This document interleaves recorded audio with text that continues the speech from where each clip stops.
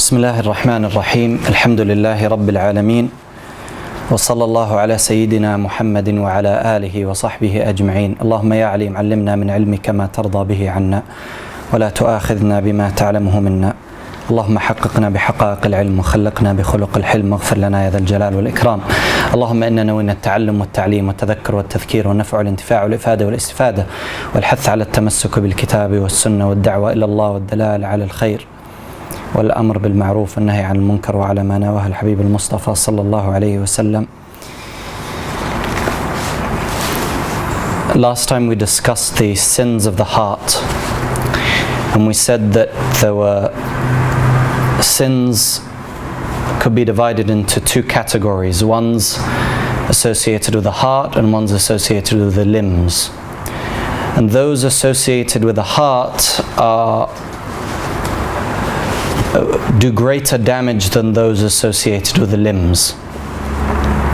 And that the diseases of the heart are the source from which other sins emanate from. And we said that there were three.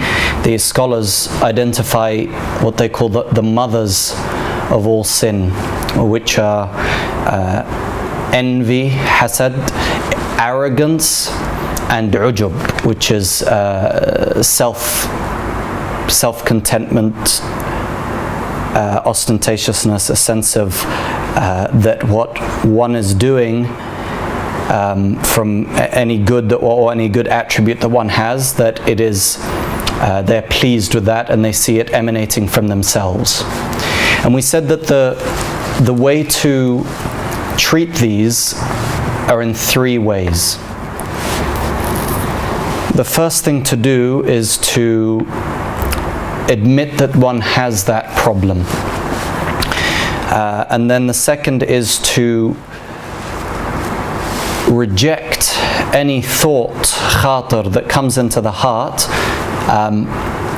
of anything associated with it. So for example, a person who is with another, is in a group and sees themselves better than them in any way, rejects that thought entirely and seeks refuge in Allah for that. The third thing one must do is treat each one of those diseases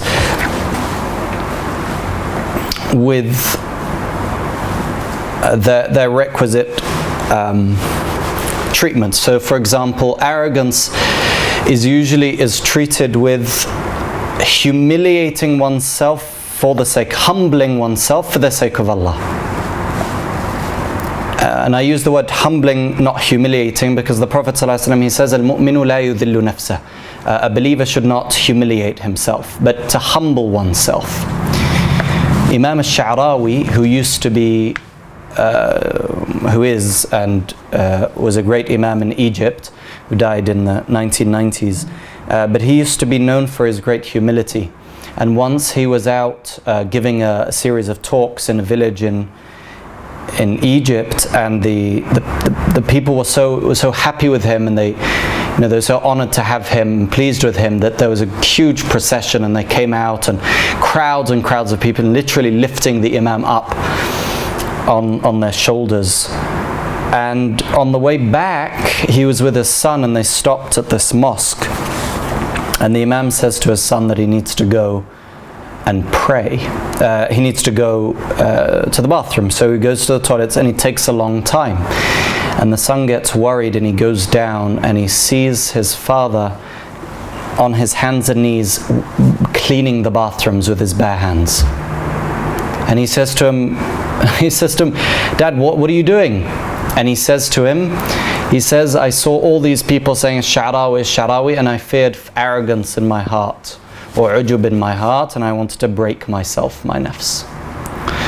So, doing things that are humbling, outwardly humbling, affects the heart and breaks that arrogance that is in the heart. Being with those who are the needy and the poor, and not seeing oneself, and actually sitting with them and being with them, that also does wonders for the heart. The second thing would be treating, the second attribute we want to look at is envy. We said that envy can be treated, part of the treatment is in praying for the one who is being envied. So if you envy so-and-so for some knowledge he has, pray for him that Allah increase him in that knowledge, and also make a point to praise him maybe in front of other people, or mention this good trait in other people. And it's heavy on the heart, but once it's done repeatedly, then this has great therapeutic effect. And the third is ujub, and the treatment for ujub, for ostentatiousness, for this self-contentment with the self, is to see that nothing that you do of good is from yourself. It is from Allah.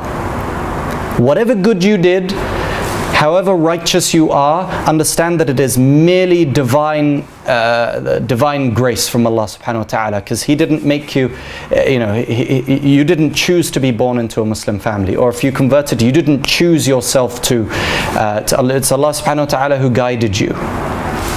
And if it wasn't for the circumstances you were in, the situation you're in, then that wouldn't have happened. And Allah subhanahu wa ta'ala, He's the one that should be.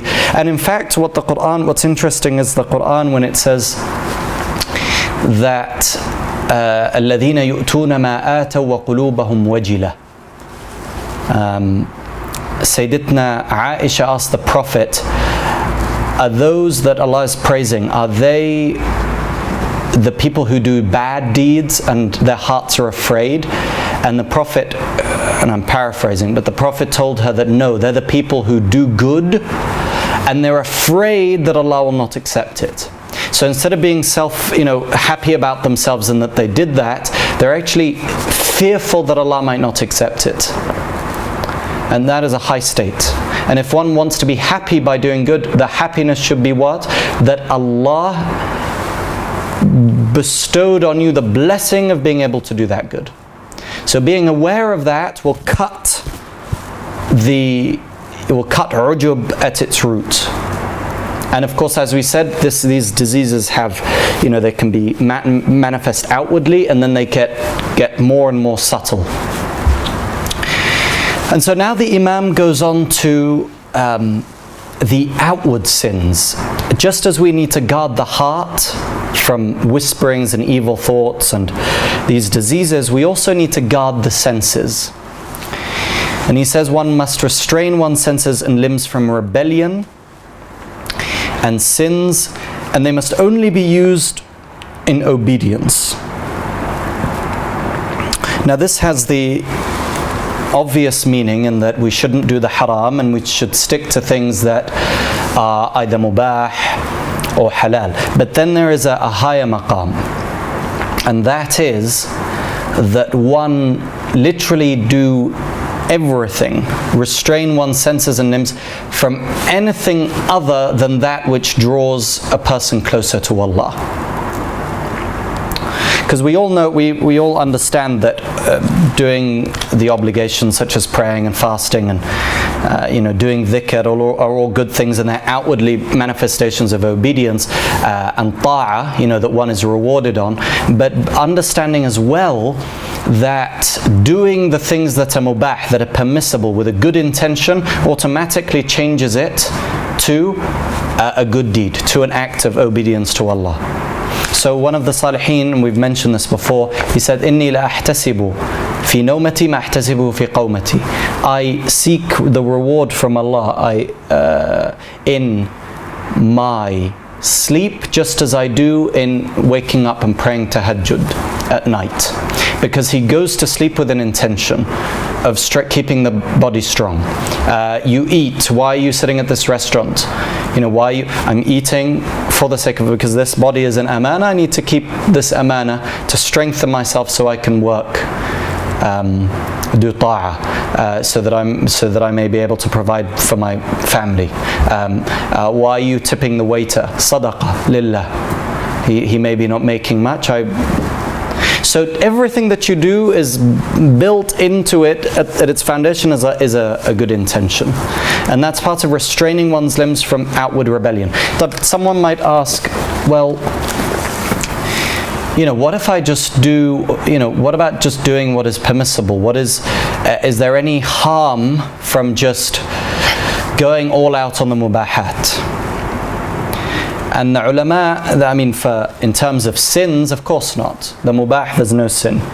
But in terms of someone who's serious about getting to Allah subhanahu wa ta'ala, doing excess mubahat in everything leads to idleness, and it can lead to a hardening of the heart.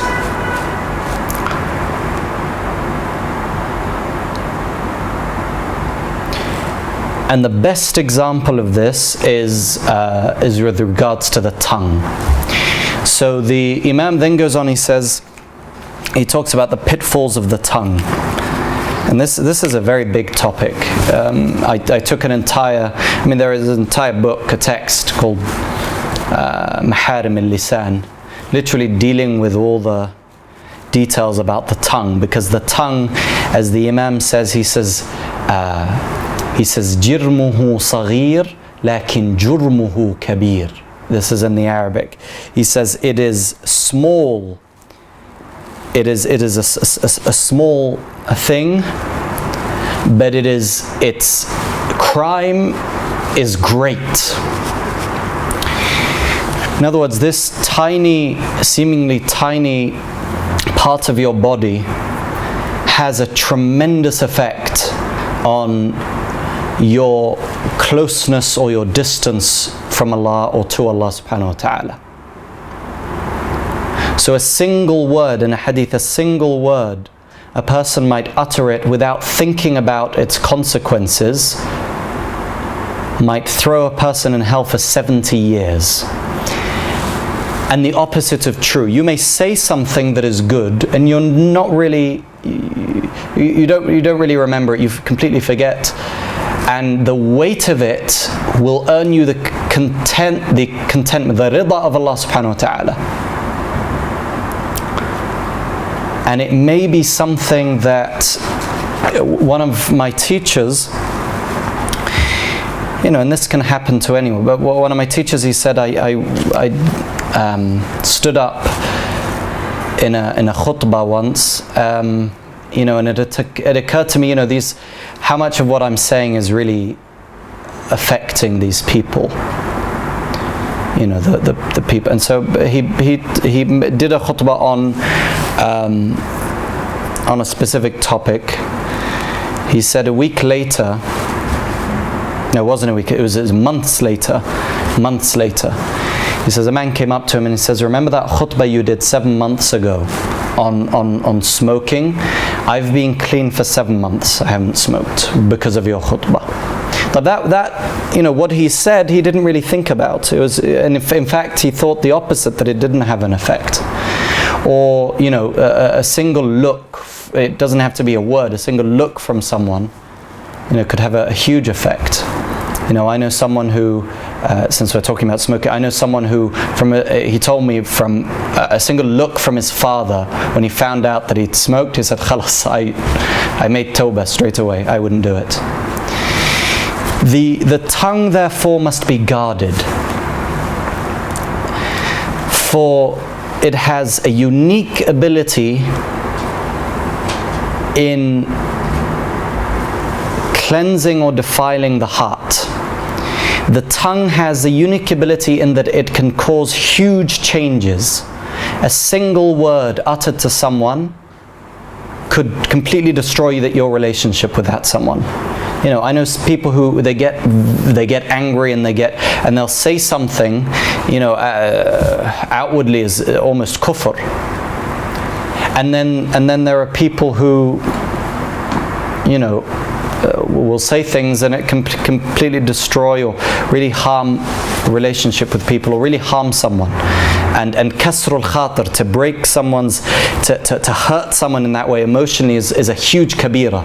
People don't recognize that hurting someone, kasr al-khatir, al-mu'min, is a big deal.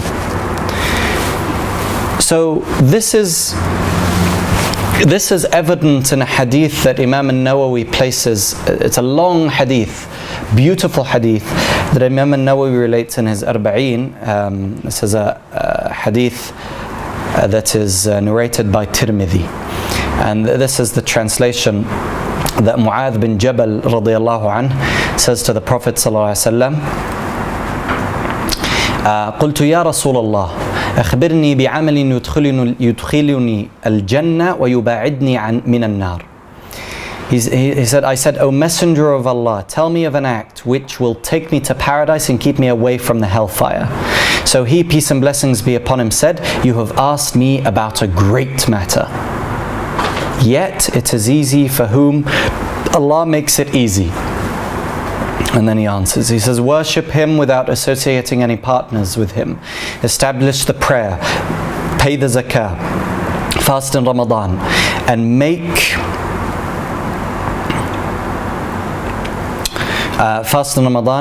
the pilgrimage to the house.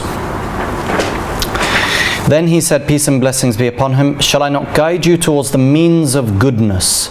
He said, fasting is a shield, and charity wipes away sin as water extinguishes fire, and the prayer of a man in the depths of night. Then he, peace and blessings be upon him, recited, those who forsake their beds to invoke their Lord in fear and hope, and they spend charity in Allah's cause, out of which we have bestowed on them.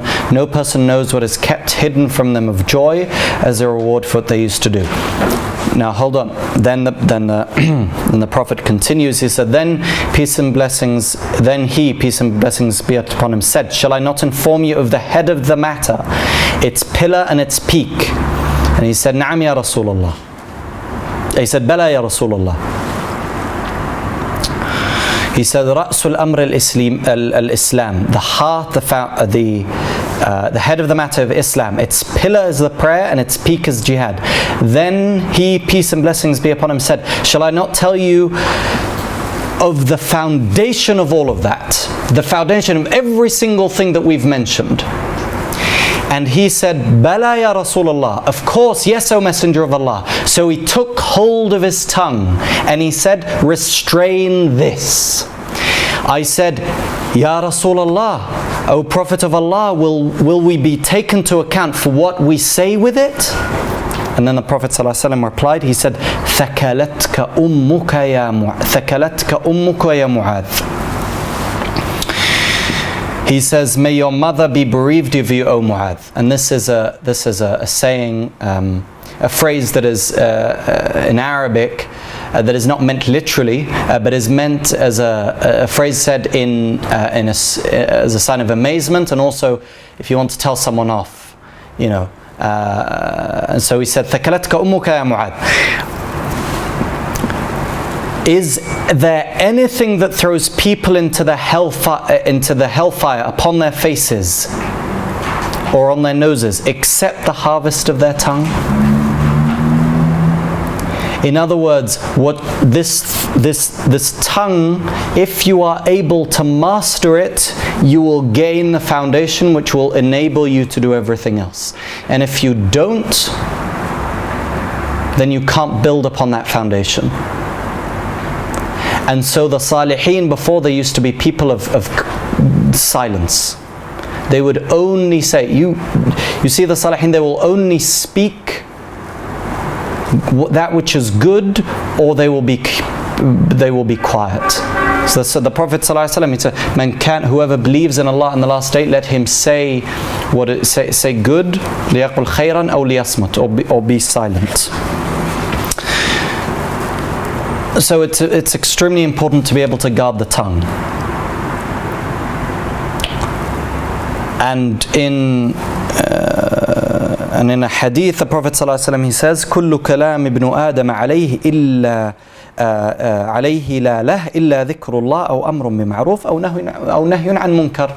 He said, everything that the son of Adam says is counted against him except remembrance of Allah, enjoining to do good and forbidding evil.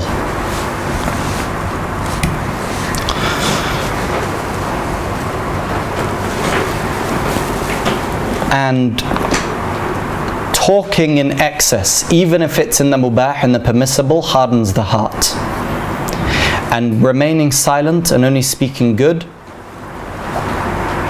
it enables the heart to really contemplate. Silence engenders contemplation and then wisdom from that.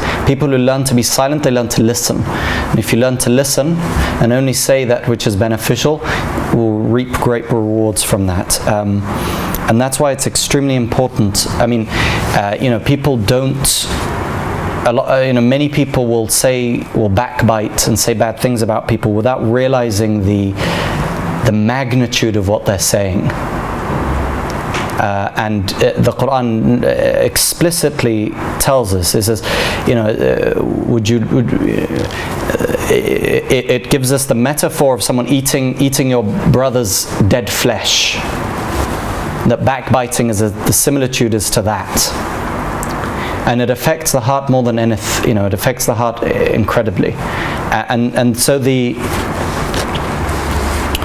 Sayyidina Abu Bakr, he used to keep, they say about him that he used to keep a pebble under his tongue, so that he is, so he would take it out, need to take it out in order to speak, just so that he could guard his tongue. And they say that Allah subhanahu wa ta'ala has placed two layers in two guards, two gates that you must open before you speak. And that is your lips and your teeth.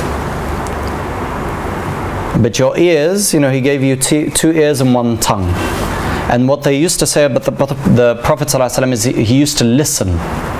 Even the hypocrites used to say what? They used to say huwa udhun, is like an ear. The Prophet would listen so much, would be silent and listen so much, they literally gave that similitude. And we know now that being able to listen to people effectively has huge beneficial effects. And in fact, good leaders are those who are able to listen effectively. And we understand that even in therapy, quite often what people need is someone to listen to them.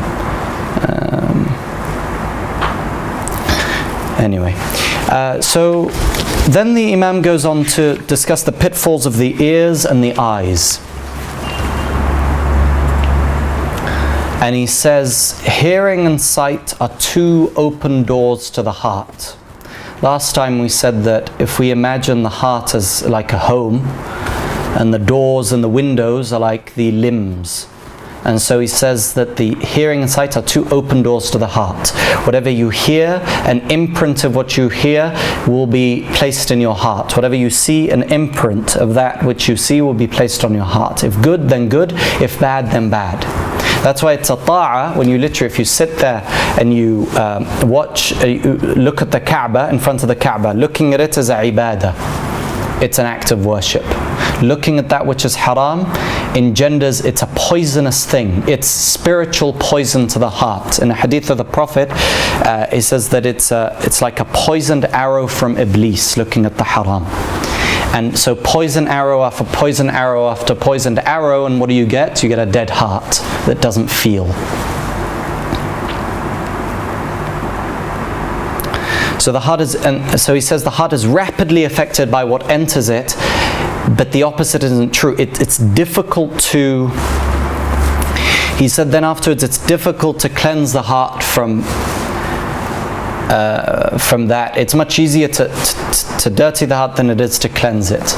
And so just keeping away from the haram, it's kind of like preventative medicine. It's much easier just to have a healthy lifestyle, eat good food, exercise, than it is to than it is after the fact to go and take medication and get all these operations. And it's the same thing with spiritual matters. It's much easier just to keep away from that which will make you sick in the first place than it is to try and treat the issue after it's come about. Another thing he said with it's not just looking at what is outwardly haram is harmful, but also looking at the dunya with an eye of covetousness or contentment or want. That is a very dangerous thing. And so the Salihin, they used to say, if you look at something that, you look maybe at a nice car, you're going down there, you look at a nice car, what should you do? First of all, and you feel, if only I could have that. Then what should you do? Reject that thought, that khatir. And then there's a dua that they said, Allahumma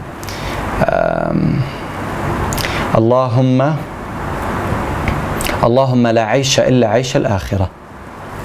Allah, this is my flawed translation, but oh Allah, there's no true life except the afterlife, not the dunya.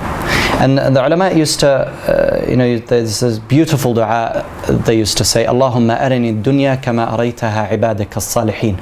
Oh, allow me to see this dunya as you have allowed the righteous to see it. Because outwardly the dunya, is all glitz and glamour, but you scratch the surface and it's putrid. In the distance, they say in the distance it looks like, this beautiful thing, but once you get closer and really look at it, it's deceived so many.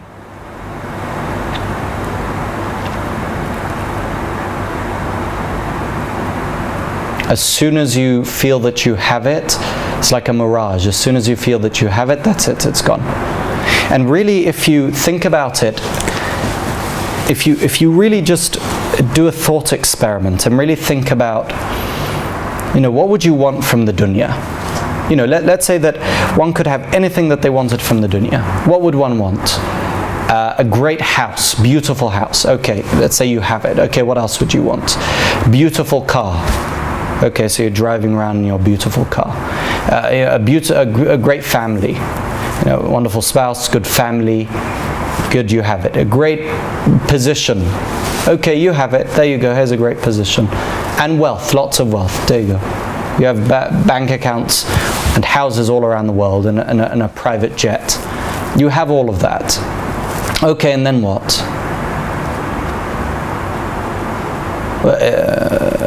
Then what? Then you're going to grow old. And slowly, you'll start getting weaker. And then you realize that, oh wait, suddenly it occurs to you, oh wait, I'm about to leave this. Okay, what have I left behind?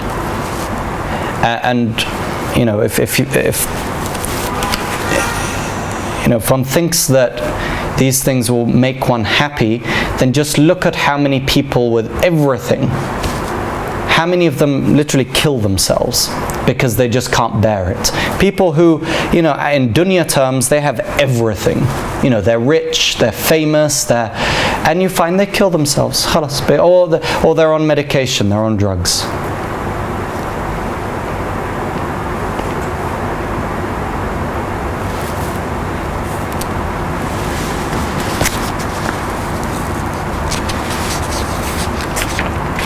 So looking at the dunya and seeing it for what it truly is. And one of the an effective way of doing that is remembering death. And the way to do that, visiting graves. Going and visiting graves. Going walking around the graves. You can make dua, these things. That will remind you. That will have an effect. Then the Imam goes on, he talks about, in the next chapter, he talks about purity. He talks about the preferring hunger and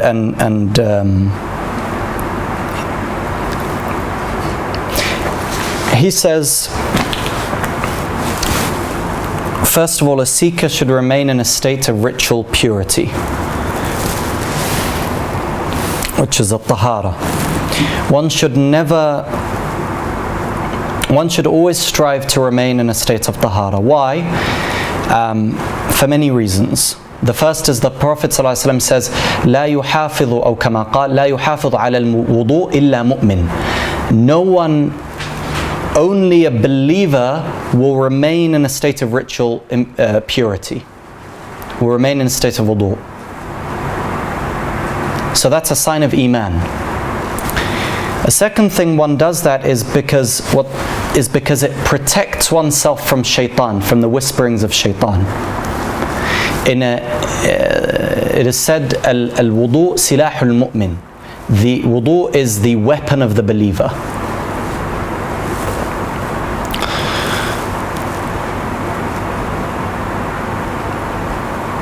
The Sayyidina Bilal, the Prophet ﷺ came, told him once, he says, I can hear, he was telling him that he could hear his footsteps in paradise. Sayyidina Bilal is alive, he's with the Prophet ﷺ. So he said, I can hear your footsteps in paradise, Ya Bilal. So what is it that Sayyidina Bilal did? He said, I did not, every time I would break my wudu, I would go and do wudu again and then pray 2 rak'ahs. He remained in a state of ritual purity. This is what happened. He said then, and this is doubly important if one is in a state of ta'ah. Sitting in a dars, for example, one should always try to be in a state of tahara whenever possible. And of course, there is the fard, such as holding the Quran or reciting, and these things are extremely important. But tahara is something that has great spiritual benefit. It keeps one protected. Eating little, and then he says one should also eat little and sleep little. بحسب ابن آدم لقيمات يقمن صلبه. It is enough for a person, for a few morsels, to keep his back straight. This is the advice of the Prophet ﷺ. And if he was going to eat, if you're going to eat, then you should not go above a third for your food, a third for your drink, and a third empty. You should not go above that, and that's the maximum. People always mention the hadith and they mention the third. The original advice is that you shouldn't eat except a few morsels just to keep you going. And we know that healthy eating, a large part of healthy eating is not eating a great deal. In fact, there's benefit in being hungry. We should be a people who do not eat until they're hungry, feeling hunger, and should not and should stop before they're completely full. And one of the ways to begin doing that is to, before you get you're eating, and to stop eating just as you say, I want one more, you stop. You can begin with that, mujahada. If you do that, you'll gain great benefit from that. But eating a lot, what will it engender? It'll engender sloth. You will stop, first of all, he says at the top, he says, then a person, to help maintain his ritual impurity, he should eat a little. Verily, the one who eats much who breaks his ritual purity often, and finds an effort to maintain ritual purity. So there's that practical aspect to it. But then there's another one. It engenders sloth in terms of worship. It is incumbent that one should not eat unless it is absolutely necessary, and sleeps only when it overcomes him. This was the sake of Imam Al-Ghazali says maximum you should sleep no more than 8 hours a day. That's the maximum. And he said someone as a salik should really shouldn't, that will be considered too much.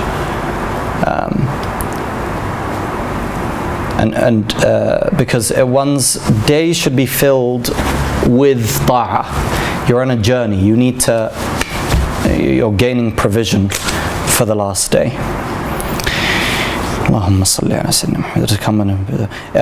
His heart. Then he says, the one who eats much, his heart grows hard and his limbs become too heavy for acts of worship. And we know this especially in Ramadan. If one has just eaten a great deal and stuffed oneself, then it's very difficult to get up for Taraweeh. It's really difficult. Whereas if one doesn't eat much, or eats its fill and then stops, then it becomes easy or easier. And then he says, and then he talks about. He actually goes back. He says, eating a lot causes one to sleep a lot and talk a lot. And when a seeker sleeps and talks a lot, his quest becomes an empty shell devoid of substance. that's a huge deal. He's he's saying that if one is a seeker and you're doing these things, then he says, it's as if it's of no use to you.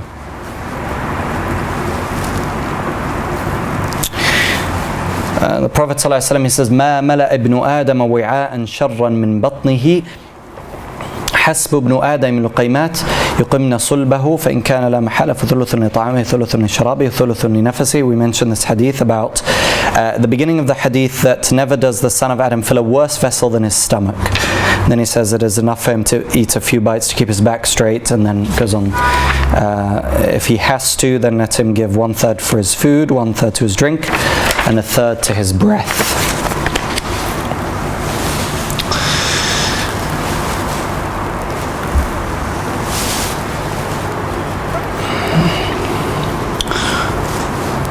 The Imam then goes on to talk about directing one's attention, focusing on Allah subhanahu wa ta'ala and worshipping Him.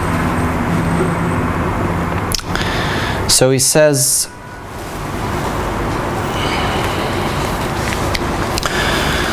that one should keep oneself away from those who commit rebellious acts. And he says this at the very beginning of his advice and how one directs one's whole attention to Allah. He says, be aware of who you hang around, who you take on as friends, and who you hang around because of the effect that it has on the heart. And the Prophet's hadith tells us that the likeness of a good friend is the likeness of a seller of perfume, and the likeness of an evil friend is the likeness of the one who blows the bellows to keep the fire hot at a blacksmith. If you go to that bad person, you will either find a horrible smell, fill you with smoke, or maybe even burn your clothes. Whereas a good friend, like the seller of perfume, you can either go to him, the least thing you'll find is a beautiful fragrance, which he can't even help. So a good person, you can't help but gain benefit from them. It could be a smile that brings you happiness. It could be literally a pat, put your hand on your shoulder, tell you a good word, they make dua for you. Or it could be something that you buy from them. So that would necessitate that you initiate that good. Or they could gift you something, which would mean that good friend be the one who initiates themselves. But in any way, you'll only gain benefit from them. And this can be. I was on a train once, and I met this person who was a counselor for drug addicts. And I asked him, I said, I'm sure you have some interesting stories of the people that you've dealt with. So he started talking. And then I said to him, do you have you had some great success stories? And he said, yeah, we've had people that have really made the turnaround. He says, but the biggest problem that we face is that the very people who make great headway with us, after they finish the course, or then they go back to the same environments that they were in at the beginning. So they're going back to the same friends that were using with them. They're going back to the same abusive relationships that they were in, and so it undoes everything that we do. So choosing the people who you're around is very important. Being conscientious in carrying out obligations, being very careful about the wajib, and always hastening to do it. And then he says, spending one's breaths carefully. A human being, their life is measured in breaths. The more breaths you take, the less of you there is. So every breath, That's it. A part of you is gone. Imam Al-Ghazali mentions a beautiful similitude of someone selling ice on a hot summer's day in the marketplace, and he's calling out, "Irhamu man ra'su malihi yadhub." Have mercy on the person whose capital is melting, and this is us. Our capital is melting. Time's running out. It's an illusion that we have the illusion of everything remaining the same. Oh, you know, yesterday I woke up, I had breakfast, spent time with my family, went to work, studied, came back home the next day, the same thing next day, same thing next, and we have this illusion that everything's going to be the same. But it's just like the shade, it's just like shadows. تحسبها, you see them as if they're still, but in fact they're moving. And only after you look back and you come back to them, you see how much they've moved. This is exactly how our lives are. And you ask someone who's 80 years old, you ask someone at the end of their 90 years old, who's at the end of their life, and they'll tell you it was, and you hear it all the time, it was as if it was just like yesterday that I was such and such. Just like yesterday that I was in school, or that I got married, or that I, subhanallah, because that's the state of this dunya. So making sure that one spend one's breath carefully. And in doing so, one of the ways to do so, he says, it is incumbent, but before that he says, hold on to his time avariciously, do not let it pass wastefully, be it a little or long time, except to spend it in what takes him closer to Allah and benefit him on the day he meets him.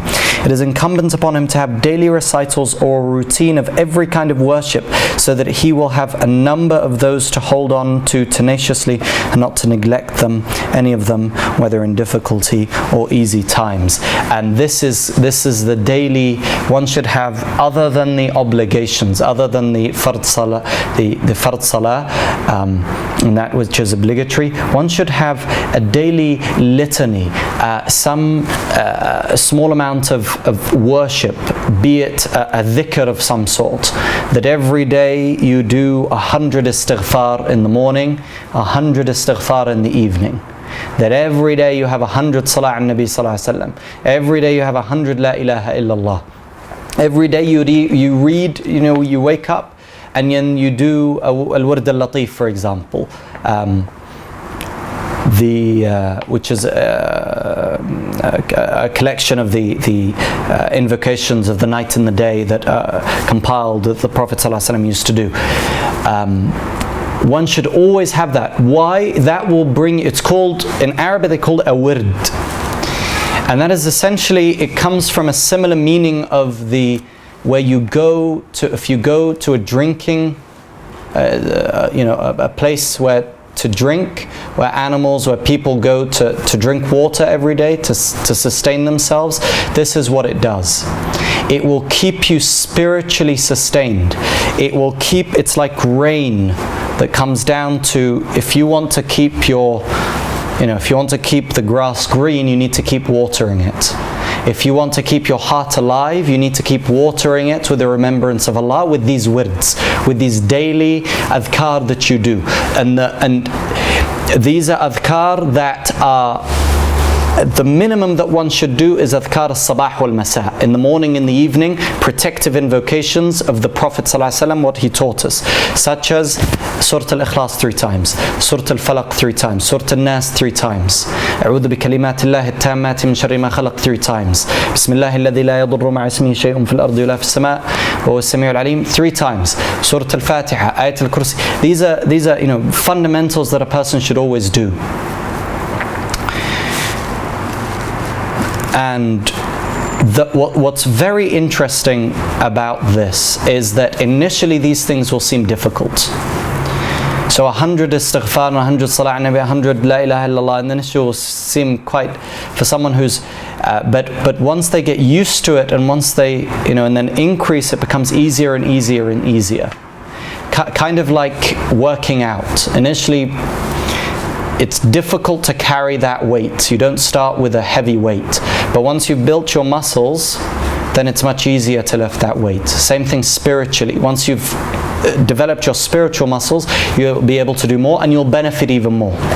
And so making sure that one does these things, Surah Yasin after Fajr every day, Surah Al-Waqi'ah after Asr, Surah Al-Mulk after Isha, doing, having a set amount of Quran that you read every day. So the Imam says, reading the great Quran frequently. He should read the great Quran frequently and to reflect upon its meanings and recite it harmoniously. So one should not only recite the Quran but reflect upon its meanings. And one should also recite it harmoniously in tajweed, in the way that it was sent down to the Prophet ﷺ. And so what should one reflect on? Also while reciting, he should reflect on the greatness of the speaker in the recitation. Who's the speaker? Allah subhanahu wa ta'ala. So we're really, really aware of what we're listening to, we'd be in complete awe every time we heard the Quran. We'd be in complete, literally just, we'd be so taken with the words, it would overwhelm us. And Allah says, لو أنزلنا هذا القرآن على جبل. If we sent this Quran upon a mountain, لرأيته خاشعا متصدعا من خشية الله. You would see, it would break, almost broken asunder from the fear of Allah. And and eloquently he says, then he says something important, and not like those who recite it negligently, or those who recite the Quran eloquently with beautiful melodious voices, while whose hearts are devoid of the exaltation or reverence for Allah. So there are some people with absolutely beautiful voices and they recite the Quran, and people, but people will listen to them only just because it sounds nice. And he could be he could be reciting ayat about the fire, and that person will be, oh man, that's beautiful. Allah, this is so wonderful, without really understanding what that person is talking about. Now, does that mean that the Quran doesn't have an effect if I don't understand it? If for some reason, I don't know Arabic, I just can't, or I haven't been able to get the chance to study it. Of course, the Quran has an effect whether you understand it or whether you don't. From the blessings of the Quran is that someone who recites it, even if they don't understand it, it has a very powerful effect on the heart. And you see people from the subcontinent, for example, the Quran is read in front of them and they don't understand the word, they begin to weep. You find these older uncles, they don't understand a word of Arabic, but when the Quran is recited, khalas, their hearts are softened by it and they begin to weep because they understand the reality of it. Probably more than someone who speaks Arabic and but the Imam is telling us that it is the al-awla that one should really try and really understand and contemplate everything that one is reciting. Because the Quran speaks to the soul, and the soul understands things, can understand things without being aware of them consciously, and in fact without any utterance. So you could be in someone's presence, khalas, you feel a sense of calm, you feel that you're in harmony with that person, and he hasn't uttered a single word, khalas, but you just feel that. Or you could feel great agitation from someone, and maybe they've never said something bad, but khalas, your soul, so the soul receives things that aren't always consciously apparent, or one is consciously aware of.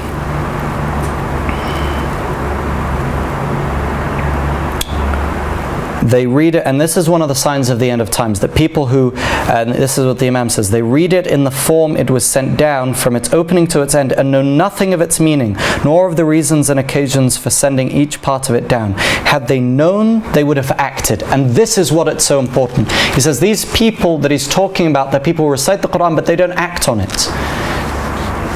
They don't do what the Quran is telling them to do. Indeed, knowledge is only useful when it's acted upon. In fact, it's a calamity that one comes on the Day of Judgment with great knowledge that they haven't acted upon. In fact, ignorance, he says here, ignorance seen this way, in this way, the ignorant one would be in a better situation than the learned, because the ignorant one has an excuse in front of Allah, that Allah, I didn't know. The learned one doesn't have. So someone who learns without the intention, without truly wanting to act upon it, is in a very dangerous situation. But be aware, so this is really important. Shaitan will come to someone with waswasa and say, oh, keep away from knowledge. This is really dangerous. Yeah, I knew someone who read the first book of the Ihya, the book of knowledge, and he says, you know, this is too scary. The Imam is talking about all of these hadith of people who learn knowledge and don't do it, they're going straight to hell. He was almost saying, you know, that's it, I don't want to learn. You know, I'll just stop. This is a hila of shaitan. This person who will be taken to account is someone who is just learning knowledge and not having any kind of intention of acting upon it. But if one learns knowledge with a sincere intention and tries one's best and is you know, really is fighting the nafs, then to enact what they've learned, this is very beneficial. And the people who وَطَالِبُ الْعِلْمِ, the reward for someone who's learning knowledge is absolutely huge. The fish in the sea are aware of what you do and will seek istighfar for you, as well as the ants, as well as the people in the heavens, the angels. So seeking knowledge is important if one is wanting to act upon that knowledge. He says this way, the ignorant one, that is why it is said ignorance is better than knowledge, which does not befit. Naam. I have a question also about the point of reciting the Holy Quran. By the end of time, there are also a point that those people who beautify their voices in recitation of the Holy Quran, but there's like a hadith or a point that says that people will be just enjoying listening to the recitation of the Quran from these shaykhs, but they don't feel the benefits and the beautiful lessons of it as it should be. Like they are not acting, like you said, they are not acting upon it. It's just going to be like the tanafus, like they're competing one another who's have the best voices, but at the same time they don't do what it's meant to be in the Holy Quran, like the act upon it. Is it dangerous also or not? Absolutely, but one should be, you know, again, the shaitan will come to someone and say this, and you know, he'll say, well, what's the point, you're not going to do it anyway, stop it. No, do you ta'ab al-Quran, reciting it, even if like reciting it is ibadah, looking at the mushaf is ibadah, memorizing it is ibadah. This is all mighty, this is very, very important. But what is said is people who, that is all that they're doing, and they have no intention, they have no inclination to, in any way, to act upon what the Quran is saying. They're completely unaware and don't really care about that. So this is what the Imam is telling us. Had they that ignorance is better than knowledge, which does not befit,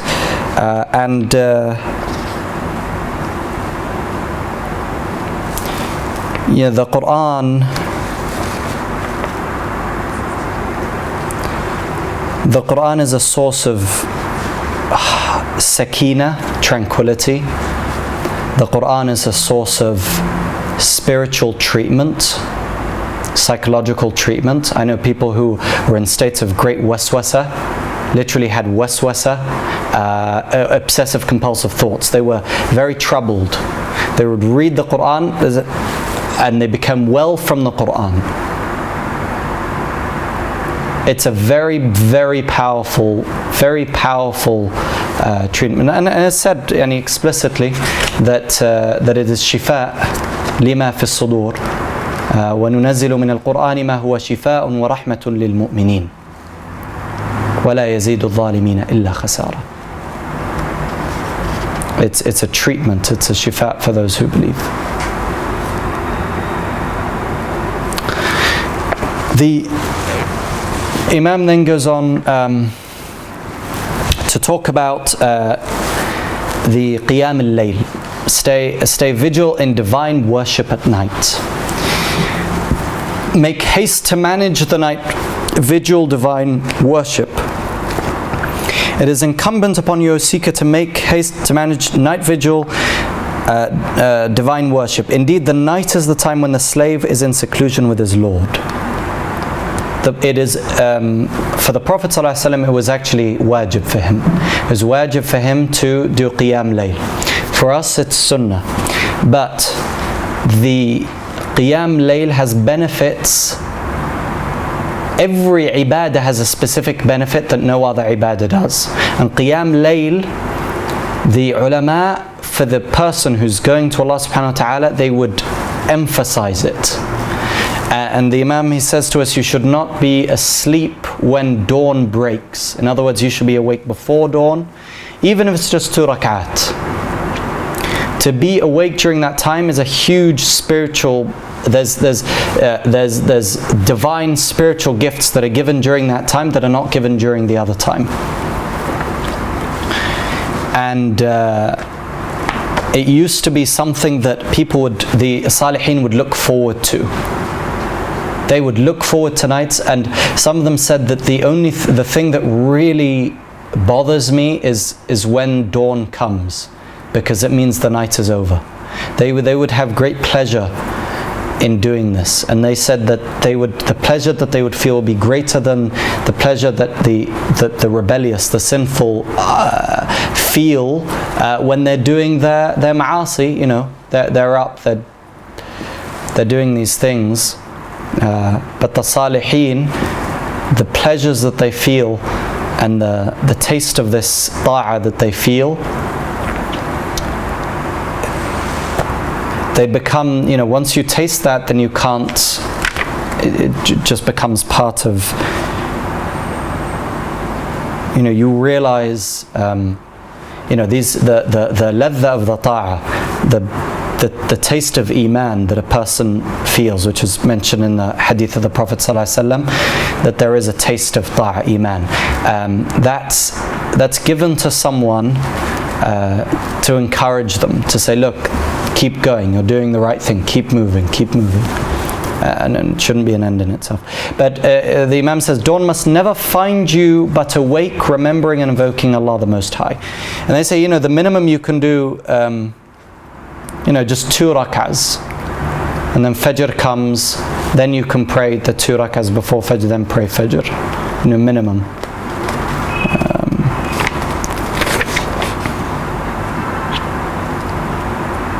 Because the third part of the night, we know, is the third part of the night, Allah subhanahu wa ta'ala descends, not of course in any physical way, but this is what is mentioned in the hadith, during the third part of the night, and He answers the dua of those who make dua for Him, and He forgives those who seek His forgiveness.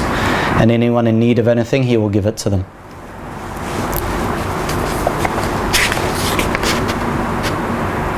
And a moment in this state is worth all of the lahu and all of the sinfulness and all the pleasures of the people of dunya combined, from the beginning of time to the end of time. It is not even worth a moment standing up in front of Allah subhanahu wa ta'ala.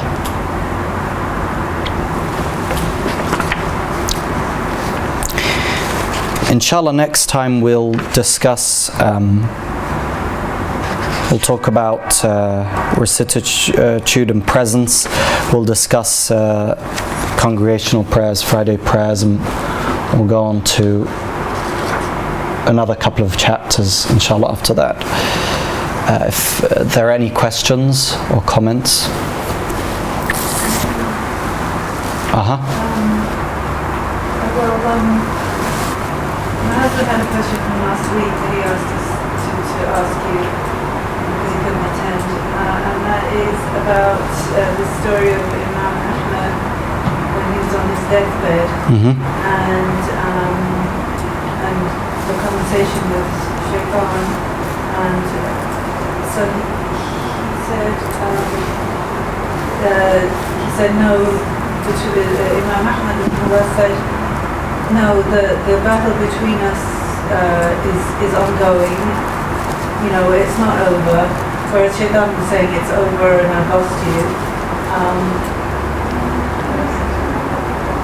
So what was the context? So if he had said, what would be wrong if he had said the battle actually is over and I have won? That shows arrogance, right? It shows ujub. It would show ujub. It would mean and hasha for the Imam, but it would what Shaitan wanted to do is he wanted Imam Ahmad to die in a state of being pleased with himself, as if he'd done that, in a state of ujub. That's what the Shaitan wanted. And you know what's interesting is after the Imam says not yet until my soul leaves my body, they say the Shaitan, he saw him bite his hand and crying, and he says I've tricked 50 scholars with this trick. And they say that even that even in doing that he was trying to affect the Imam in that way. Yeah. Does that make sense? Yeah. And the point of it was to say that no one is immune to these diseases. No one should reach a point where they say, that's it, I purified my heart and I'm done. Because Shaitan won't leave you. In fact, the closer one becomes to Allah, the more attention that person gets from Shaitan. Because the ghafilin, then the kuffar, that's it. They're doing. He can leave them to it. The real work is the people who are trying to take their deen seriously. And they say there's a story of Imam Abdul Qadir Al-Jilani, who saw a huge a light. He said, I saw a light in front of me by the mimbar, which grew and grew and grew. And he said, and I heard a sound that oh Abdul Qadir, we are pleased, as if it was Allah, we are pleased with you, and you may prayer is no longer wajib upon you. He said, and the Imam literally said, Ihsan ya adu Allah. And he says, may you be damned, O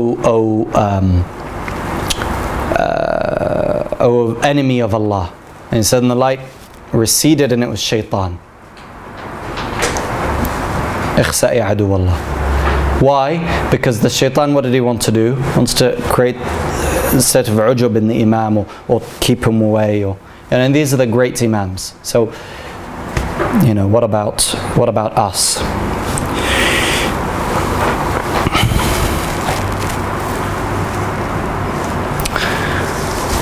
I ask Allah subhanahu wa ta'ala to protect us from wasawis al-shaytan. بسم الله الحمد لله وصلى الله عليه وسلم على سيدنا محمد وعلى آله وصحبه أجمعين. اللهم ما مننت به علينا فتممه، وما أنعمت به فلا تسلبه، وما علمته فاغفره، وما سترته فلا تحتكه، دوام نعمتك وتمام عافيتك. يا حي يا قيوم برحمتك نستغيث ومن عذابك نستجير. أصلح لنا شؤوننا كلها ولا تكلنا إلى أنفسنا ولا إلى أحد من خلقك طرفة عين.